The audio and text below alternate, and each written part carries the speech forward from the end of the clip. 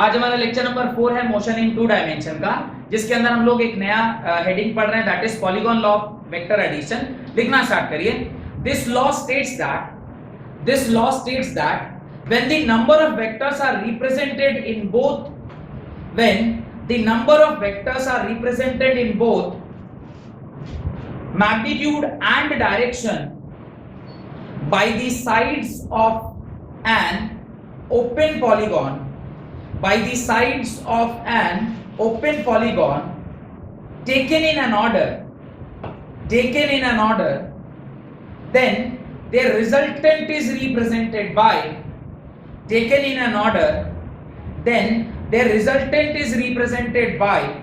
the closing side of a polygon. Then their resultant is represented by the closing side of a polygon taken in opposite direction.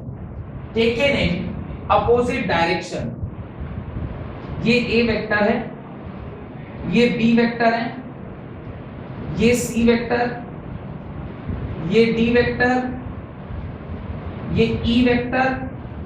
और मेरे से अगर कोई पूछे बताइए इस सारे वेक्टर्स का रिजल्टेंट वेक्टर क्या होगा, मैं आंख बंद करके यहां से यहां एक लाइन खींचूंगा और मैं बोलूंगा इसका रिजल्टेंट वेक्टर क्या होगा, R वेक्टर होगा। इसका रिजल्टेंट क्या होगा, R होगा। अब आप सोचिएगा कैसे डायरेक्टली ऐसा लिख दिया, क्योंकि रूल ये कह रहा है। लेकिन अगर मैं इसे रूल की तरह ना भी चलूं और जरा सा बुद्धि लगाऊं, तो मुझे बताइए ट्रायंगल ऑफ एडिशन से can you write this as R1 vector? तो आप R1 वेक्टर को क्या लिखोगे, R1 वेक्टर को लिखोगे A vector plus B vector. अच्छा, अब देखिए जरा इसको मैं इसके साथ जोड़ रहा हूं, इसे आप क्या लिखोगे, R2 vector. Suppose this is R2 vector, R2 vector को आप क्या लिखोगे, R1 vector plus C vector. और R1 वेक्टर किसके बराबर है, A vector plus B vector plus C vector. ध्यान दीजिए, यहां से अगर मैं इसे ऐसा जोड़ रहा हूं, इसे मैं क्या बोल रहा हूं, R3 वेक्टर बोल रहा हूं। तो R3 वेक्टर को आप क्या लिखेगा, R3 वेक्टर को आप लिखेगा R2 vector plus D vector. अच्छा, R2 को क्या लिखेंगे, A vector plus B vector plus C vector plus D vector. ये D यहां लिखा हुआ है। और ये जो R वेक्टर है, ये R वेक्टर क्या लिखाएगा, R3 plus E, R3 vector plus E vector. और ये R3 की जगह पे आप क्या लिख सकते हैं, R3 की जगह आप लिख सकते हैं A vector plus B vector plus C vector plus D vector. और पहले से यहाँ पे क्या लिखा हुआ है, E वेक्टर। तो R वेक्टर क्या हो गया, summation of all the vectors हो गया, नहीं हो गया। इस प्रकार से आप कोई भी वेक्टर का रिजल्टेंट बड़ी आसानी से निकाल सकते हैं। और वो निकालेंगे कैसे, वो निकालेंगे जब आप इन सबको end to end in their magnitude and order में एंड टू एंड यानी इन ऑर्डर करेंगे, तो रिजल्टेंट जो होता है वो ऑर्डर के अपोजिट, अगर ऑर्डर में होता तो यहां से यहां आता, इसके अपोजिट। यही उसने स्टेटमेंट में लिखा है। This law states that when the number of vectors are represented in both magnitude and direction by the sides of an open polygon, resultant छोड़ दीजिए तो ये कैसा पॉलीगॉन है, open polygon, then their resultant is represented by the closing side, जो last वाला side है that is closing side of a polygon taken in opposite direction. जो डायरेक्शन आप लेके आ रहे थे, जो ऑर्डर आप लेके चल रहे थे, उसके अपोजिट। और किसी भी साइक्लिक वेक्टर का जो सम होता है वो मैंने आपसे क्या बताया था, 0 बताया था, याद है। किसी भी साइक्लिक वेक्टर का सम ऑलवेज किसके बराबर होता है, 0 के बराबर। अब ये साइक्लिक वेक्टर है नहीं है, ये साइक्लिक वेक्टर नहीं है, साइकिल है ना। अभी देखिए इसको मैं प्रूव करता हूं कि साइक्लिक वेक्टर का सम 0 होता है, ये हमें पता है। तो मैं वहां से प्रूव करता हूं कि R वेक्टर ABCD के बराबर होगा। मैं लिख रहा हूं A vector plus B vector plus C vector plus D vector plus E vector minus R vector is equal to 0 by minus R। अगर टेकन इन सेम ऑर्डर होता तो प्लस R लिखते, पर ये एग्जैक्टली जिधर होना चाहिए था उसका उल्टा है, तो इसे मैं माइनस R लिख रहा हूं। और यहां से मैं अगली लाइन में क्या लिख सकता हूं, R vector is equal to A vector plus B vector plus C vector plus D vector और प्लस E वेक्टर। एग्जैक्टली वही आया ना जो इस तरीके से भी आया था। तो ये भी तरीका हो सकता है किसी भी रिजल्टेंट वेक्टर को निकालने का, कि जब साइक्लिक वेक्टर होता है तो उसका समेशन क्या होता है, 0 होता है। ये लाइन मैंने आपको पहले लिखवाई होगी कि साइक्लिक वेक्टर किसी भी 5 वेक्टर हैं जो पॉलीगॉन बना रहा है, और वो अगर साइक्लिक हैं तो उनका सम हमेशा क्या होगा, 0 के बराबर होगा। क्वेश्चन लिखिए, a particle has a displacement of 12 meter towards east and 5 meter towards the north. A particle has displacement of 12 meter towards east and 5 meter towards the north, and then 6 meter and then 6 meters vertically upward, and then 6 meters vertically upward. Find the magnitude of the sum of these displacements. Find the magnitude of the sum of these displacements. इन सारे displacement का सम आपने निकालना है। सवाल solve कीजिए, ये एक अच्छा सवाल है। उसके बाद हम लोग properties of vector, subtraction, addition and then finally multiplication of vector करते हुए प्रोजेक्टाइल मोशन के बारे में पढ़ना स्टार्ट कर देंगे। इस क्वेश्चन हेडिंग डालें, properties of addition of vectors. Heading डालिए, properties of addition of vectors. अब हम लोग क्या करेंगे, वेक्टर्स को ऐड करने की कुछ प्रॉपर्टीज देखेंगे कि अब तो वेक्टर को ऐड करने का तरीका सीख लिए। There are 3 basic rules of addition of vector. One is triangle law of addition, second is parallelogram law of addition and third is polygon law of addition. आप लिखें properties of addition of vector, उसके अंदर पहला rule लिखें, it follows commutative law. It follows commutative law. What do mean by commutative law? a plus b is equal to b plus a, यानी a को b के साथ जोड़िए या b को a के साथ जोड़िए, दोनों का मतलब एक ही होता है। तो लिख दीजिए a plus b और b plus a both are same thing, यानी a plus b, a vector plus b vector is equal to b vector plus a vector. इसको कैसे समझेंगे देखिए, ये आपका a वेक्टर है, इसमें आपने ये b वेक्टर को जोड़ा, तो ये जो मिला वो क्या मिला, रिजल्टेंट वेक्टर अभी क्या मिला, c। अच्छा, अभी मैं बोल रहा हूं ये अगर आपका b वेक्टर है और इसमें आपने अभी क्या किया, a वेक्टर को जोड़ा, तो भी जो रिजल्टेंट मिला वो क्या मिला, c। अब दोनों ही केस में यहां पर भी c है और यहां पर भी c है, तो c वेक्टर यहां पर भी आप क्या लिखेगा, c वेक्टर आप लिखेंगे a vector plus b vector, और यहां पर c वेक्टर आप क्या लिखेगा, b vector plus a vector. दोनों में अगर रिजल्टेंट सेम आ रहा है तो आप लिख सकते हैं ना a plus b must be equal to b plus a। ये जो रूल है इसे हम क्या बोलते हैं, क्यूमुटेटिव लॉ बोलते हैं। Next point number 2, it follows associative law. It follows associative law. What do mean bye associative law? Associative law का मतलब होता है a plus b में आप c जोड़िए या a में b plus c जोड़िए, दोनों का मतलब एक ही होगा। This is associative law. a plus b में आप c जोड़िए या a में b plus c जोड़िए, बात दोनों का मतलब एक ही है। कैसे? ये पीछे वाला एग्जांपल मिटा रहा हूं जो आपने इससे पीछे लिखना था, ये आप मिटा रहा हूं। अब जरा ध्यान से देखिए, इसको अगर ग्राफिकली यानी वेक्टोरियली रिप्रेजेंट करेंगे क्या होगा, देखिए ये आपका a वेक्टर, इसको आपने किसके साथ जोड़ा, v वेक्टर के साथ, तो कुछ एक रिजल्टेंट वेक्टर आ रहा है होगा। सपोज मैं इसे थोड़ी देर के लिए r1 वेक्टर बोल रहा हूं। अब यहां से कोई एक वेक्टर सपोज करिए c वेक्टर है, तो रिजल्टेंट वेक्टर आपका क्या होगा, resultant vector will be equal to r vector will be equal to a vector plus b vector plus c vector, यानी रिजल्टेंट वेक्टर को पहले आप क्या लिखेंगे, r1 vector plus c vector, और r1 को क्या लिख सकते हैं, a प्लस b लिख सकते हैं। या तो आप ऐसा कीजिए, और नहीं तो अगर इस तरह से देख रहे हैं तो पहले इसको आप क्या लिखे, this is your b vector, इसमें आपने किसको जोड़ दिया, c वेक्टर को जोड़ा, तो जो रिजल्टेंट आया उसको इस बार मैं क्या बोल रहा हूं, सपोज r2 वेक्टर बोल रहा हूं। उसमें अगर आप a को जोड़िएगा तो भी जो आपका रिजल्टेंट आएगा वो क्या होगा, r वेक्टर ही होगा। तो यहाँ पे r वेक्टर को आप क्या लिखेंगे, r2 vector plus a vector, और r2 को क्या लिख सकते हैं, r2 will be b vector plus c vector में आप किसको जोड़ रहे हैं, a वेक्टर को जोड़ रहे हैं। दोनों से रिजल्टेंट जो आ रहा है वो सेम आया, a प्लस b में आप c जोड़िए या b प्लस c में a जोड़िए, दोनों के दोनों केस में आपका जो रिजल्टेंट है वो क्या आ रहा है, सेम आ रहा है। नेक्स्ट तीसरा नियम, it obeys distributive law. It obeys distributive law. तो वेक्टर जो एडिशन का लॉ है वो डिस्ट्रीब्यूटिव लॉ भी ओबे करता है। What is distributive law?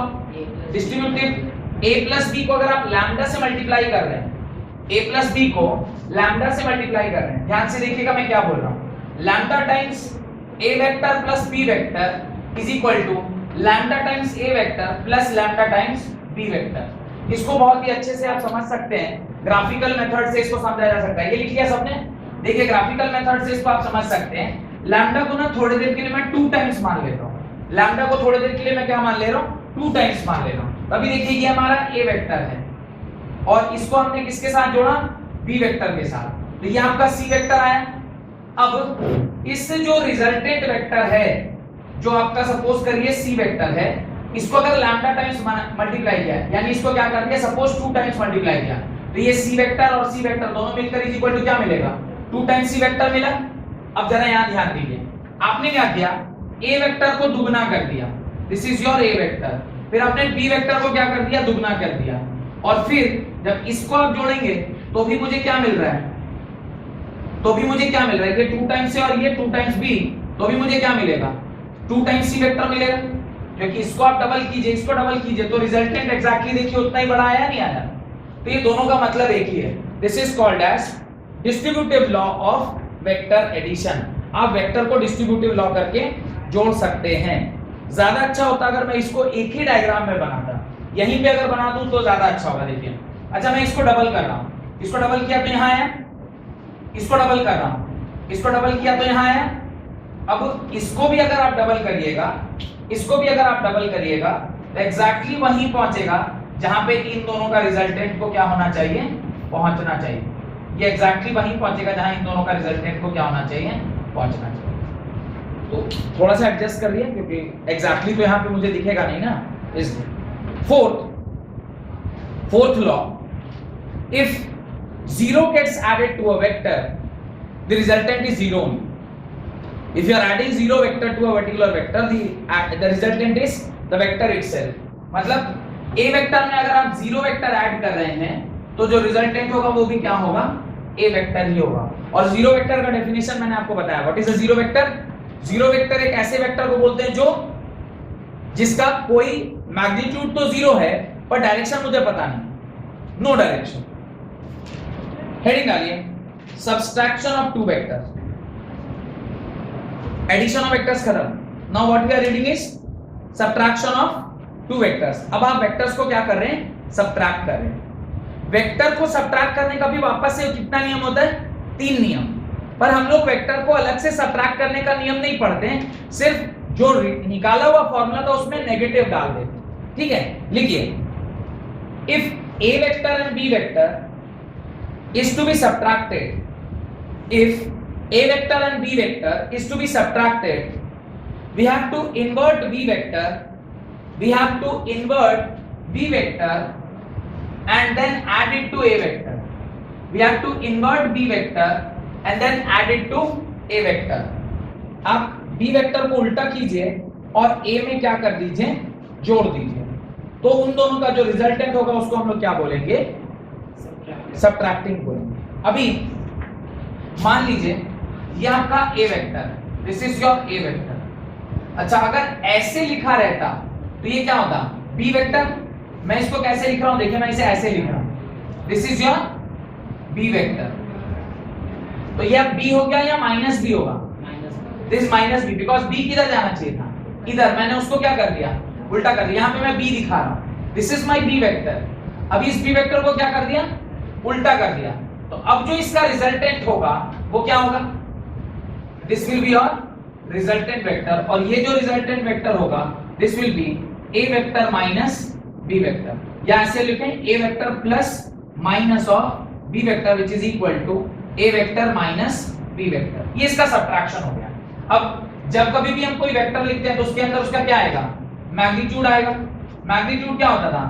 a square plus b square, वहां होता था 2ab cos थीटा, यहां पे क्या होगा? Minus 2ab cos theta. और थीटा या phi, angle between a and b लेते हैं ना, तो थीटा होगा फाई होगा, दिस इज फाई। और जब हम लोग tan थीटा निकालेंगे, the angle between A vector and resultant vector, वो किसके बराबर होगा? वो किसके बराबर होगा? ओरिजिनल फॉर्मूला क्या है? b sin theta. तो यहां लिखेंगे minus b sin phi whole divided by a minus b cos phi. ये आपका क्या हो जाएगा? डायरेक्शन हो जाएगा। This will be your direction, minus b sine phi by a minus b cos phi. तो जब कभी भी किसी वेक्टर को सब्ट्रैक्ट करना हो तो ये दोनों फॉर्मूला आपको क्या करना चाहिए, यूज करना चाहिए। This is for magnitude and this is for the direction, और ये आप तो जान ही रहे हैं। तो इस प्रकार से जब कभी भी किसी वेक्टर को आप सब्ट्रैक्ट करते हैं तो वहां पे सिर्फ क्या करना है, वेक्टर को उल्टा करिए, माइनस बी वेक्टर कर दिया और फिर जोड़ने वाला फॉर्मूला लगा दीजिए। तो जोड़ने वाले फॉर्मूले में क्या होगा, a square plus b square plus 2ab cos theta, पर b क्या था, नेगेटिव, तो एक जगह नेगेटिव आ गया तो उस पूरे फॉर्मूले में ये क्या हो जाएगा, माइनस 2ab हो जाएगा। यहाँ पे b पॉजिटिव की जगह पे नेगेटिव और यहाँ भी b पॉजिटिव की जगह पे नेगेटिव, तो सारा फॉर्मूला एज इट इज उसी प्रकार से करस्पॉन्डिंगली क्या हो जाता है, चेंज हो जाता है। हेडिंग डालें, properties of subtraction of vector, properties of subtraction of vector. जैसे कि हमने एडिशन ऑफ वेक्टर के कुछ प्रॉपर्टीज देखे थे, ठीक उसी प्रकार से अभी हम लोग को क्या देखना है, सब्ट्रैक्शन ऑफ वेक्टर को भी देखना है, right. Subtraction of vector do not follow commutative law, subtraction of vector do not follow commutative law. Objective question अगर पूछा जाए तो आप संभाल लेंगे, एडिशन में क्यूमुटेटिव लॉ फॉलो करता है, वेयरएज सब्ट्रैक्शन में क्यूमुटेटिव लॉ फॉलो नहीं करता है। Subtraction of vector do not follow commutative law. What was commutative law, commutative law था a vector minus b vector must be equal to b vector minus a vector, ये बराबर नहीं होता है। जोड़ों में तो बराबर हो रहा था पर घटाओं में बराबर नहीं हो रहा है। कोई लॉजिक कोई बताएगा भाई ये बराबर नहीं हो रहा है, ये दोनों बराबर क्यों नहीं हो रहे, क्योंकि पहले वाले में हम a से b को माइनस कर रहे हैं और सेकंड वाले में b से a। मैग्नीट्यूड हो सकता है सेम हो पर डायरेक्शन विल ऑटोमेटिकली चेंज। क्यों, देखिए अभी मैं क्या बोल रहा हूं, ये मेरा a वेक्टर है, ये suppose this is my a vector, originally suppose करिए ये मेरा b वेक्टर है। अब मैं b वेक्टर को उल्टा कर रहा हूं, b वेक्टर को उल्टा किया तो b वेक्टर को उल्टा किया तो ये मेरा वेक्टर बना। अब इसका रिजल्टेंट क्या होगा, दिस इज माय रिजल्टेंट, ये मेरा रिजल्टेंट हुआ, this is minus b vector, this is resultant vector and this is minus b vector, ये माइनस b वेक्टर है। ये फर्स्ट केस। अभी सेकंड केस देखिए, मैं क्या बोल रहा हूं, this is my b vector, this is my b vector, इस b वेक्टर में से मैं a वेक्टर को माइनस कर रहा हूं। तो पहले a वेक्टर था किधर, a वेक्टर इधर था, यानी this was my a vector. अभी इसको मेरे को क्या करना है, अपोजिट करना है ना, ये माइनस a तो अभी होगा ना, तो ये मेरा माइनस a वेक्टर हुआ। अब b में से a किया, b में से a किया मतलब b से इनिशियल माइनस फाइनल, ये आपका रिजल्टेंट वेक्टर हो गया। अच्छा, यहाँ पे रिजल्टेंट वेक्टर किधर जा रहा था, यहाँ पे रिजल्टेंट वेक्टर किधर जा रहा है, even if the magnitude will be same the direction is not going to be same, direction तो पूरा ही क्या हो जाएगा, बदल जाएगा। ये आपका a वेक्टर था, उसको आपने उल्टा किया, minus a vector, b vector में से a वेक्टर घटाएंगे, यहाँ आएगा, यहाँ पे a वेक्टर है, ये b वेक्टर है, b वेक्टर को उल्टा क्या हुआ, माइनस b वेक्टर, रिजल्टेंट कहाँ जा रहा है, इस तरफ, इसका रिजल्टेंट इस तरफ, इसका रिजल्टेंट इस तरफ, दोनों का रिजल्टेंट चेंज है, इसलिए they can not be added. आप क्यूमुलेटिव प्रॉपर्टी सब्ट्रैक्शन में नहीं लगा सकते, इसको आप अपनी कॉपी पर बना लीजिए। नेक्स्ट बनाएंगे तक नहीं। तो आप क्या माने कि वो राम कहानी रामायण सुन रहे थे, अरे तो समझा हुआ है, इससे समझना क्या, सुनते रहिए बनाते चलिए, दिल तो बनाना नहीं है, और दिल जो था वो तो आप दे चुके। कई बार आप गाना गाते सुना आपको, हम दिल दे चुके सनम, प्रेरणा से प्रेरणा ले रहा है, चलिए आपको रहने देना, जलता है नहीं दिमाग। चलिए अगला प्रॉपर्टी लिखिए, it does not follow associative law. ये एसोसिएटिव लॉ फॉलो नहीं करता। एसोसिएटिव लॉ क्या था, what was associative law, a plus b plus c is equal to a plus b plus c, ऐसा कुछ था। पर जब सब्ट्रैक्ट कर रहे हैं तो सब्ट्रैक्शन में ये फॉलो नहीं होता है, यानी आप ये नहीं लिख सकते a vector minus b minus c vector is not equal to a vector minus b vector and minus c vector. Magnitude wise is may be same but direction wise तो ये कभी भी सेम नहीं हो सकता है। ऐसे भी सेम नहीं होगा, बोलिएगा तो एक छोटे से एग्जांपल से मैं आपको प्रूफ करके दिखा दूंगा। क्या लिखा है, सपोज इसका मैग्नीट्यूड 100 है, आप 100 माइनस 50 माइनस 10 कीजिए, इसको सॉल्व कीजिएगा कितना आएगा, 100 माइनस 40 इज इक्वल टू कितना आएगा, 60। इस साइड पे भी आप लीजिए 100 माइनस 50 -10, 100 - 50 is 50 और 50 - 10 is 40। आप क्लियरली देख पा रहे हैं कि neither in magnitude nor in direction. जब मैग्नीट्यूड भी बराबर नहीं होगा तो डायरेक्शन कहां से बराबर होगा? ये इस तरह से फॉलो नहीं करता है। थर्ड जो नियम है that is it follows distributive law. पहली बार कुछ फॉलो हो रहा है सबट्रैक्शन वाले नियम में। It follows distributive law. Distributive law का क्या मतलब होता है मैंने ऑलरेडी आपको बता रखा है। डिस्ट्रीब्यूटिव लॉ मतलब लैम्डा से जब आप a माइनस b करेंगे तो lambda times a vector will B minus lambda times b vector. यहां पे इसलिए वैलिड हो जाएगा क्योंकि a माइनस b को आप लैम्डा टाइम्स मल्टीप्लाई कर दें। एक एग्जांपल ही देख लेते हैं। सपोज करिए this is your a vector, ये आपका a वेक्टर है और ये आपका माइनस b वेक्टर है। This is your minus b vector. a minus b को आप लैम्डा टाइम्स मल्टीप्लाई करेंगे तो पहले मैं रिजल्टेंट वेक्टर देख लेता हूं क्या आ रहा है। ये मेरा रिजल्टेंट वेक्टर आ रहा है, this is my resultant vector. अब मैं क्या बोल रहा हूं कि मैं इसको डबल कर रहा हूं। सपोज मैं इसको डबल कर रहा हूं, a वेक्टर मेरा डबल होके यहां आ गया, this is also a vector, तो ये 2a हो जाएगा और b भी डबल होके क्या हो गया? सपोज करिए b भी डबल होके यहां आ गया तो ये अब -2b हो गया। अब इन दोनों का रिजल्टेंट अगर मुझे चेक करना है तो how will I check the resultant? थोड़ा सा इसको उधर शिफ्ट करना पड़ेगा, है ना, तभी ना रिजल्टेंट निकलेगा, क्योंकि जो एंडिंग पॉइंट से एंडिंग पॉइंट को मिलाना पड़ेगा। इसको मैं उधर शिफ्ट कर रहा हूं, इसको मैं उधर शिफ्ट करूंगा तो ये यहां आ जाएगा, ये मेरा b आ गया यहां पे, ये क्या हो गया -2b। अब जब मैं इसे जोड़ूंगा इसको जब इसके साथ जोड़ूंगा तो ये ऑटोमेटिकली आप देख रहे हैं अगर ये c वेक्टर था तो ये भी क्या है c वेक्टर, तो ये पूरा क्या हो गया ट्वाइस ऑफ c वेक्टर हुआ नहीं हुआ? तो ये फॉलो होता है, यानी डिस्ट्रीब्यूटिव लॉ फॉलो होता है। सिर्फ एडिशन में और सब्ट्रैक्शन में एक ही चीज है जो दोनों में क्या होती है फॉलो होती है।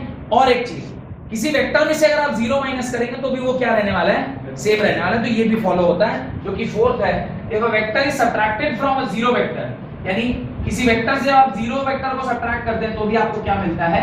ओरिजिनल वेक्टर मिलता है। If 0 is subtracted from any vector we'll get the vector itself। उसी में हम क्या बोलते हैं? उसको वेक्टर बोलते हैं। Got it? कोई दिक्कत? हेडिंग डालें रिजोल्यूशन ऑफ अ वेक्टर, जो मैं उस दिन शायद आपको सिखा रहा था कि कैसे वेक्टर को क्या करते हैं? रिजॉल्व करते हैं। लिखिए resolution of a vector, right, resolution of a vector लिखिए the process of splitting of single vector, the process of splitting of single vector, the process of splitting of single vector into two or more vectors in different direction, two or more vectors in different direction which collectively produce the same effect, which collectively produce the same effect as produced by the single vector alone, which collectively produce the same effect as produced by the single vector alone is known as resolution of a vector, is known as resolution of a vector. Full stop. Paragraph change. The various vectors into which the single vector is splitted, the various vectors into which the single vector is splitted is known as component of a vector, is known as component of a vector, is known as component of a vector। तो उसे हम क्या बोलते हैं? component of a vector बोलते हैं। That is called as component of a vector. Got it? चलिए अब इसको समझते हैं कि ये क्या कहता है। ये सपोज करिए कोई XYZ इस प्रकार से, ये आपका x एक्सिस है, this is your x axis and this is your y axis, ये आपका y एक्सिस है। और एक कोई वेक्टर है जिसको मैं 5 यूनिट, इसका मैग्नीट्यूड 5 है, और जब मैं इस मैग्नीट्यूड के बारे में, इसका जो वेक्टर है इसको सपोज मैं r वेक्टर बोल रहा हूँ, दिस इज r वेक्टर, और ये जो पर्टिकुलर वेक्टर है इसको मैं रिप्रेजेंट कर रहा हूँ 5 या ऐसे लिखूं 3i cap plus 4j cap. इसको अगर मैं ऐसा रिप्रेजेंट कर रहा हूं, this resultant vector is 3i cap plus 4j cap. अब इसका जो रिजल्टेंट होगा, ये अगर इसका मैग्नीट्यूड 5 है और दिस इज एंगल थीटा, तो अब आप देखिए जरा ध्यान से, मुझे ये दो कंपोनेंट निकालने हैं। इस वेक्टर का मुझे क्या निकालना है? दो कंपोनेंट निकालना है। एक इसका ये वाला कंपोनेंट, यानी एक इसका हॉरिजॉन्टल कंपोनेंट और एक इसका मुझे क्या निकालना है? Vertical component. एक वेक्टर को जब दो डायरेक्शन में आप क्या करते हैं? स्प्लिट करते हैं, that is only known as resolution of a vector. कोशिश हमारी यही रहती है कि इसको हम हमेशा किस डायरेक्शन में स्प्लिट करें?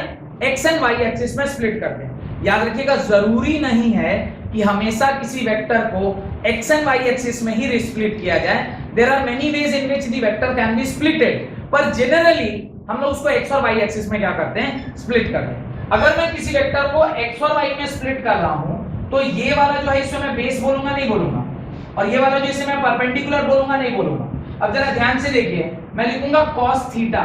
cos theta is equal to होता है बेस अपॉन हाइपोटेन्यूज। तो बेस क्या होगा? Base will be h cos theta के बराबर h, हाइपोटेन्यूज का मैग्नीट्यूड कितना है? 5 है। cos थीटा यानी बेस किसके बराबर हो गया?